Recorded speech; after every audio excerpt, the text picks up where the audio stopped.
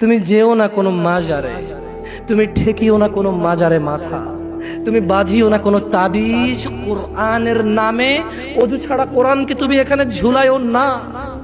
তুমি মহিলাদের মাসিক অবস্থায় কোরআনকে ঝুলাইও না। কোরআনুল কারীম এই তুচ্ছ কাজের জন্য আসেনি।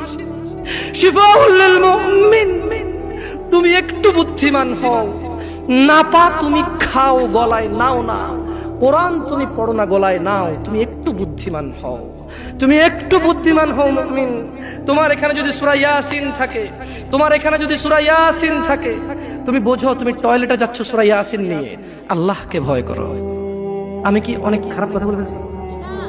প্লিজ ক্ষমা করে দিন, আমি ছোট মানুষ, আমি ছোট মানুষ, আপনাকে বিরুদ্ধে বলতে আসিনি। আল্লাহর কসম আপনি রাগ করিয়েন না। ধরেন সূরা রহমান আপনি হাতে রাখলেন, টয়লেটে গেলেন, স্ত্রীর সাথে ঘুমাইলেন, গোসল করলেন, সিনেমা দেখলেন, আপনার বউয়ের মাসিক, হায়েদ, নিফাস, টয়লেটে গেল, মিথ্যা কথা বলে, সিনেমা দেখে, গোসল করে, আপনার সাথে ঘুমায়, অন্তরঙ্গ সম্পর্কে জড়িত হয়, ওনার কোমরে সূরা ইয়াসিন। বলেন কোরআন কি এত তুচ্ছ জিনিস? বলেন এটা কি ন্যায় না অন্যায়? আল্লাহ